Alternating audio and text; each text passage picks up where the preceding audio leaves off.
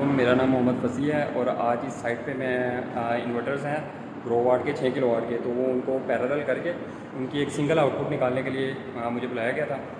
तो ये 3 इन्वर्टर हमारे पास लगे। ये हमारे पास मास्टर इन्वर्टर है। सबसे पहले तो मैं आपको दिखाता हूँ ये इन्वर्टर की सीरीज़ कौन सी इन्वर्टर है। ये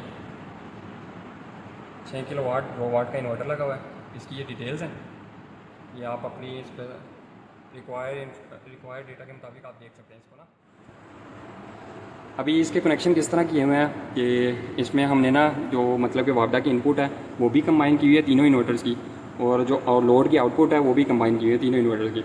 उसके बाद पैरेलल की सेटिंग्स क्या करनी है हमने, इसमें हमारे पास जो कम्युनिकेशन होगी पैरेलल कम्युनिकेशन करने के लिए, इसका जो मास्टर इन्वर्टर है उसका ए पॉइंट से हमने वायर कैट 6 की वायर लेनी है 485 की, और वो अपने दूसरे इन्वर्टर के बी पॉइंट में देनी है, और इससे ए पॉइंट से वायर लेनी है कैट 6 और इसके बी पॉइंट में करनी है। ये आप देख रहे हैं वीडियो में। उसके बाद दूसरी चीज़ जो है हमारे पास डीप स्विच की सेटिंग्स आ जाती हैं। डीप स्विच पहले इन्वर्टर के हमने दोनों ऑन रखने हैं, ये आपको वीडियो में नज़र आ रहा होगा, ये इस टाइम ऑन कंडीशन में है,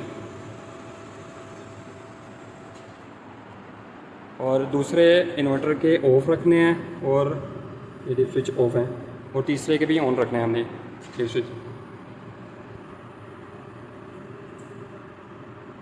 ऑन रखने हैं तीसरे इन्वर्टर के भी।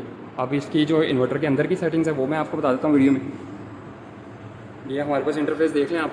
इंटरफेस में अभी इस टाइम सोलर भी आ रहा है, और सोलर वापस इस टाइम यूटिलाइज़ नहीं हो रहा क्योंकि सोलर से कंप्लीट लोड चल रहा है इनका, और बैटरी भी चार्ज हो रही है इस टाइम।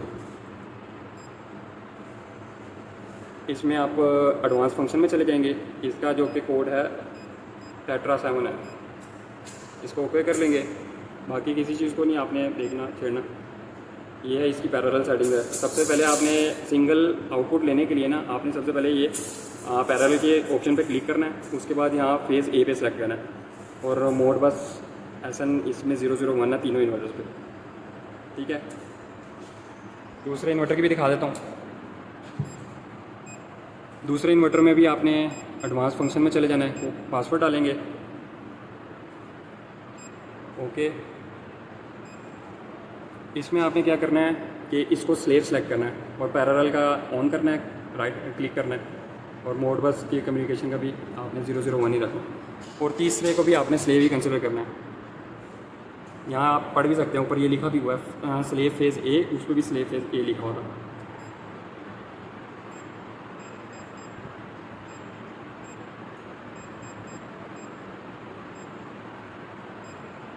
इसमें ये सेटिंग्स देख लें, इसकी सेम सेट किया हुआ है इस पर भी। बाकी हमने इसके साथ बैटरी भी पैरेलल की हुई है, तीनों को आपस में सिंक किया हुआ है, बैटरी को भी कनेक्ट किया हुआ है। बैटरी को किस तरह किया हुआ है, बैटरी के कनेक्शन दिखा देते हैं। इसमें नाराडा की बैटरी लगी हुई है हमारे पास। इसमें जो वापडा का इन्वर्टर से जो आ रही है कैट 6 की वायर, वो उसमें इन्वर्टर में BMS के साथ कनेक्ट की हुई है।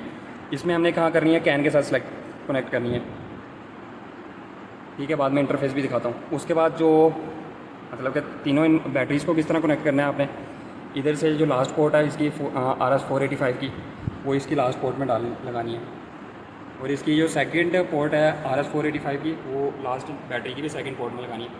उसके बाद डिप स्विच की सेटिंग्स क्या की हुई है इसमें, पहले आपने सारी ऑफ रखने हैं डिप स्विच पहली बैटरी में, मास्टर बैटरी में जो है आपकी। दूसरी का पहला डिप स्विच ऑन रखना है, ये आप देख लें वीडियो में, और तीसरी का भी आपने दूसरा डिप स्विच ऑन रखना है। उसके बाद क्या किया हुआ है, तीनों बैटरी से पॉजिटिव और नेगेटिव टर्मिनल निकाल के, ये तीनों बैटरी ये तीन टर्मिनल निकले हुए, ये सारों में लगाए हुए हैं हमने पॉजिटिव और नेगेटिव साइड पे।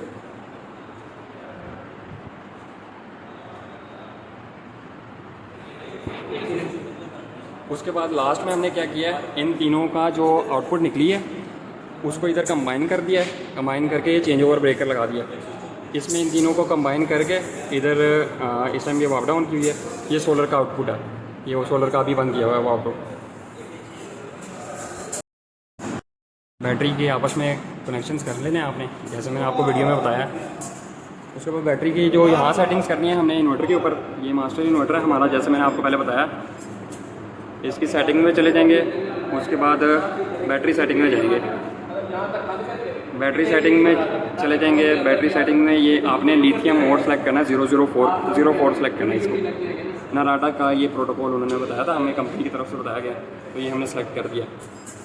और बैटरी की कोई सेटिंग नहीं करनी, बाकी BMS के ज़रिए कनेक्टेड है, बैटरी आपस में थी।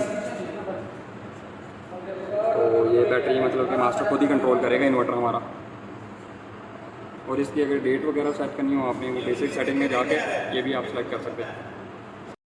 उसके बाद ये बैटरी बैंक हमने राडा का लगाया हुआ है, 51.2 वोल्ट और 100 एम्पेयर आवर का। तो इसकी सेटिंग्स देख लेते हैं जो हमने पैरेलल किए हैं। पहले इसको बैंक को पैरेलल करके इसके जो आउटपुट पॉइंट 2 निकले हैं वो तीनों इन्वर्टर्स को पॉजिटिव पे पॉजिटिव दे दिया, नेगेटिव पे नेगेटिव दे दिया। इसकी डिप स्विच की सेटिंग्स कैसे की हैं, पहले जो आपने डिप स्विच है ना वो सारे ऑफ रखने हैं, ये देख लें आप। और जो इन्वर्टर के BMS से वायर आ रही है ना,